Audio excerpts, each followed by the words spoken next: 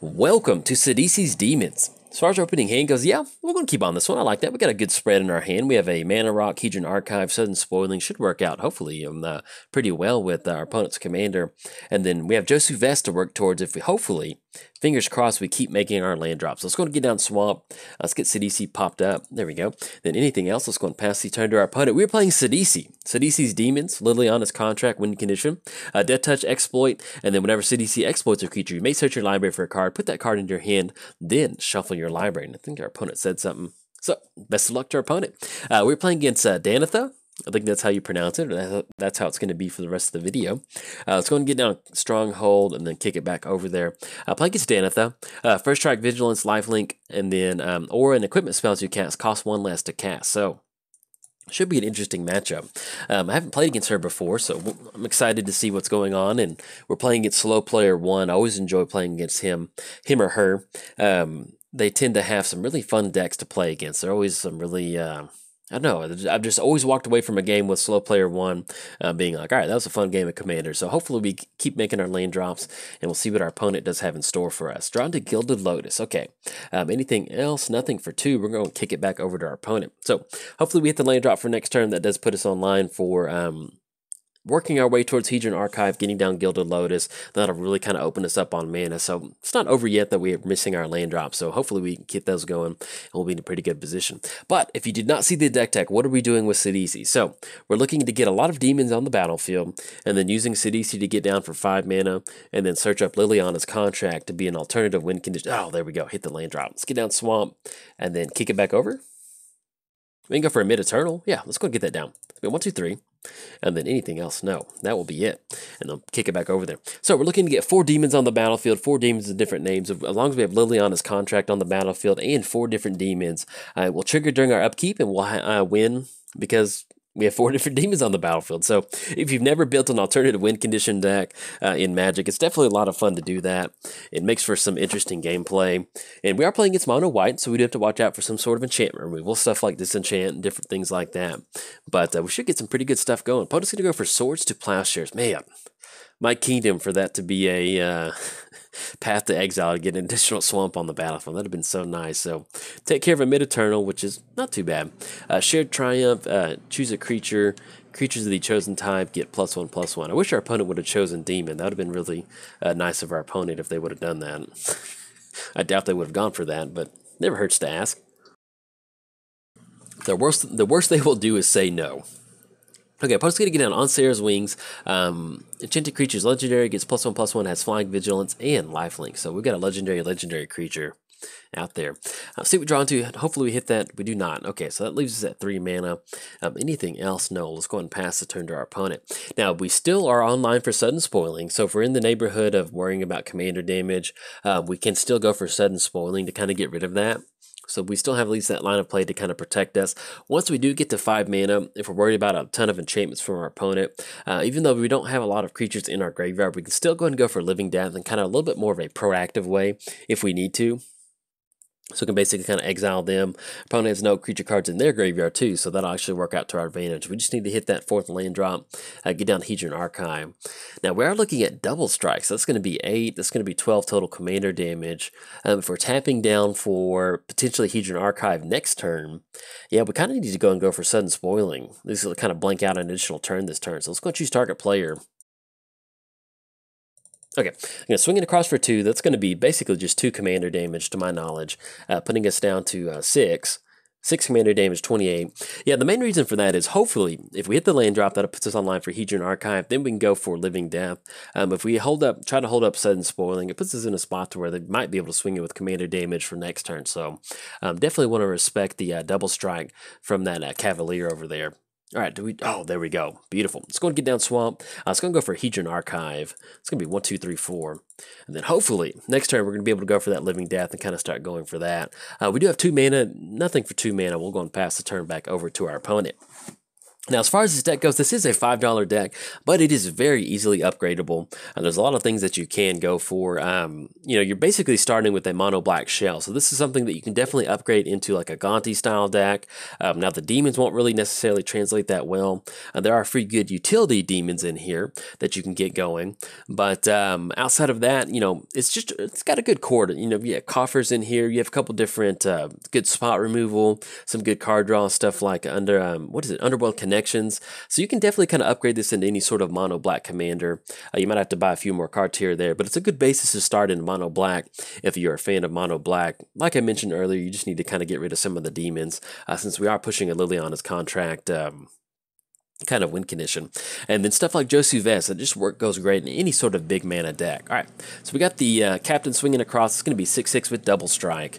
So glad we went for that sudden spoiling, because we would be just dead in the water to commander damage. And opponents at 2 cards in the hand. Let's go for Living Death. That'll be a good way. Actually, can we sequence it to where we can get down Living Death and Gilded Lotus? Actually, we will not, because it's going to end up with 4 mana. So let's go for Living Death at this point. It's going to be 1, 2... That's going to exile all creatures on the battlefield and bring creatures back. So it's going to at least buy us an additional turn to hopefully get some sort of board state going. Now, we are at 10 total live and 18 total commander damage. They will get an additional night token on the battlefield from history. They'll get that additional buff going too. So hopefully we can build up in a good board state and kind of start to go from there. Once we get down Gilded Lotus, that'll really kind of open us up. And if we need to, it's always nice to go for Sidisi at 5 mana to go for Liliana's contract. But since we are looking at 10 life and some pretty good pressure by our opponent, we might end up having to kind of search up Crux of Fate as our board wipe to go for Sidisi. And then, since this is a budget deck, if you already have some really good cards on Magic Online, you can easily upgrade it with some really good tutor, stuff like Demonic Tutor, and then getting down Phyrexian Arena to kind of start to swing across. Okay, so our opponent's going to get down their Captain, and that will be a 3/3, which we are looking at commander damage from our opponent. Let's go and get down Swamp. So if we get down Gilded Lotus, I think at this point right now, we get down Gilded Lotus, it's going to be 1, 2, 3, 4, 5, and then that's going to put us online for Josu Vest next turn. We can still go and get down Soul Stinger.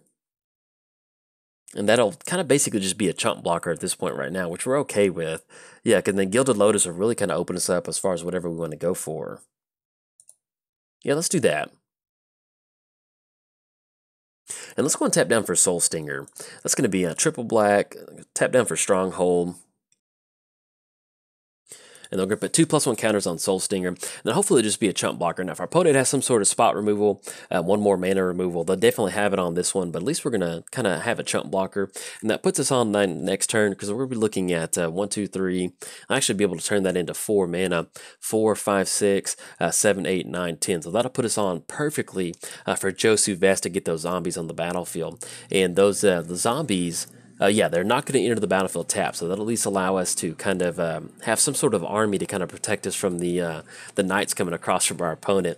But you can see where this is kind of a fun flavor match. We've got some good. It's always fun kind of getting a knight tribal deck playing against that. Opponent's going to go for Prison Term. Can't attack our block, so that will be a good game. Definitely a good game to our opponent. That was really nice. Yeah, so we almost had it. Unfortunately, we're looking at Josu Vest next turn, but that will be commander damage. But definitely a good game to our opponent. Got to see some pretty cool stuff from the Danitha. You can see where it's kind of fun to kind of build this almost Voltron package to where you're going for stuff like get a lot of these enchantments down. And then especially when you get down some good stuff like Shared Triumph and then History to give that additional bonus going from there, you are in a good spot to kind of at least put some pretty good pressure on your opponent.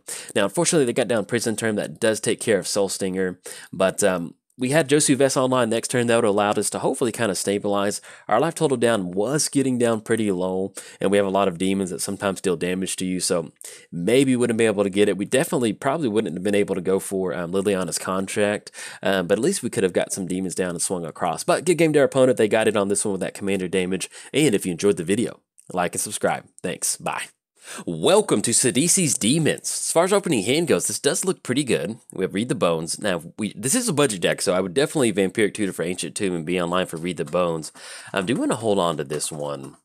Yeah, let's go and keep on this. Hopefully we're... Sorry, my cat's playing with... you heard some scratching.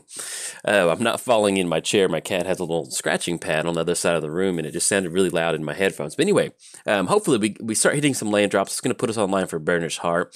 If we need to, we can go for Vampiric Tutor to hit some sort of mana rock, but I think at this point, we'll keep our fingers crossed that we do at least run into some sort of land drop for next turn. But let's see what we draw into. Drawn to Archfiend. So let's go and get down Swamp, and then anything else, we're going to go and pass the turn to our opponent. We're playing Sidisi, Undead Vizier, Death Touch, and Exploit. Whenever Sidisi exploits a creature, you may search your library for a card, put it in your hand, then shuffle your library. Playing against Green White Kitty Cats, Roar the World. I don't know. I always really enjoy the playing against cat decks. It's pretty fun.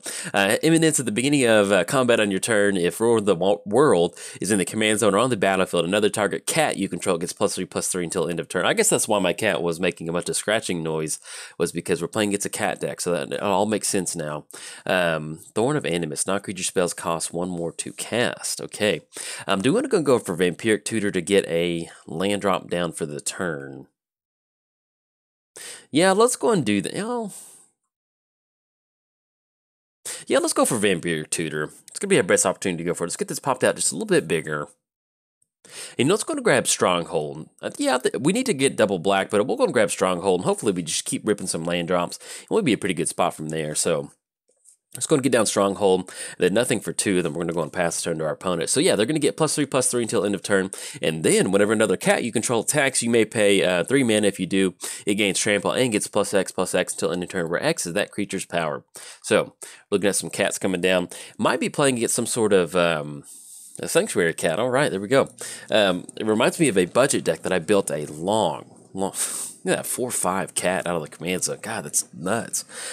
See if we hit the swamp. Fingers crossed that we do. Come on. Well, that's it. That is a land. We're going to get that down. Unfortunately, we do not control an ogre, but we're going to get down Burnished Heart. And then I'll take 1 damage off of that, get down Burnished Heart, and then we'll be able to go for that activation and get those swamps going, be in a pretty good spot. Now, unfortunately, we are looking at a 4/5 coming across, Sanctuary Cat. And then it's kind of funny because the Sanctuary Cat looks like a... It's just such a, it always makes me laugh in Magic when they have the most generic of, looking creatures that are actually Magic cards. All right, so opponent's going to be swinging across for 6. We're going to let that come across. It's going to put us down to 21 and hopefully draw into some sort of board wipe. What we'll probably end up doing on this one, and we can't go for Read the Bones because unfortunately the opponent has Thorn out there. So what we're going to do is we're going to go and pass the turn to our opponent, go for the Burnished Heart activation, declared as a blocker, hopefully in front of the Sanctuary Cat, the Church of Athreos kitty, and then that'll allow us to get a few more lands going on the battlefield. Now we can Sidisi for something that will give us like a board wipe, but yeah, we'll see exactly what we want to search up though. All right, so we get the whole crew swinging across. Let's go and throw a Burnished Heart in front of the Church of Athreos cat. Go and go for that activation too to kind of blank out that damage. It's going to be 1, 2, then 3. Put those 2 swamps on the battlefield. We'll slowly start working towards that Stronghold too. Oh, do we have... Oh, we got a... Oh, that's brutal. Okay, Burnished Heart. I wonder if this is just straight up mono white, just taxes, with just giving some bonus to the mono white cats. I wonder if that is. But luckily, we got a bunch of swamps in here, so we're gonna be able to hit both swamps on that. Look at that, beautiful. Getting out from underneath Aven Mind Sensor, and then kick it back over to our turn. That does put us down to 15, so we're in a pretty bad spot of finding a board wipe. Dameable Pact. Okay, yeah, let's go and go for Sidisi. I like that. Sidisi's going to get around that Thorn trigger. We're going to take 1 more damage, but that puts us in a spot where we can at least go for... I think actually if we go for Languish, that'll allow us to get out from underneath the Thorn trigger and still kind of take care of whatever our opponent's got going on over there. All right, so we're going to exploit Sidisi. Choose this one. Yes, we're going to use an ability. Oh, and excuse me. Oh. I forgot about Avid Mind Sensor, but Languish is on top, so we'll take it. All right, so we're just like we drew up. Let's go and grab Languish, and then anything else will pass the turn.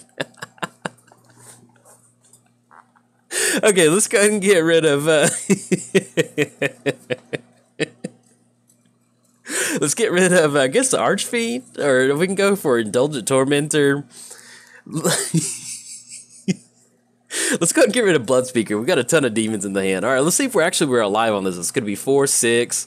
It's going to be 9. That will be 11 coming across next turn. Okay, so what we can do is we can go for Languish. It's going to allow us to, we'll take an extra damage off that. But yeah, I completely forgot about Avian Mind Sensor going for that Sidisi trigger. And Languish is in the top 4 cards of our library, so I'll take it. That'll work out. Ooh, our opponent does get down Mutavault, so we do have to watch out for Mutavault, unfortunately. But that's pretty good. I like that. I like when the magic gods kind of nudge the cards your way sometimes like that. So let's see what else they're going to get down. Hopefully we'll get down this Languish and then take care of the rest of the crew. All right, so they are running green in here, excuse me. But I could see where you definitely run just a total, you could run a mono white in here. It's going to go for Languish. It's going to be 1, 2, 3, 4. And unfortunately we will have to tap down, actually... Yeah, 1, 2, 3. Yeah, either way. We'll have to tap down on Tomb, taking extra damage. We're going to go for that Languish, and then they'll get an additional card draw for that. But unfortunately, we're going to lose to a Mutavault, but I'll still go ahead and post this video up, because that was pretty fun. Hitting double swamps off through an Avian Mind Sensor and hitting that Languish. So that Mutavault is going to be able to get it on that one. Coming across for our 5-5. Good game to our opponent. Knock us down to -3. Unfortunately, we didn't get a lot of demons going on the battlefield, but sometimes it's fun to have fun at Magic, and we got to hit that Languish and then tried to take care of the cast, but unfortunately got it. So anyways, if you enjoyed the video, like and subscribe. Thanks. Bye.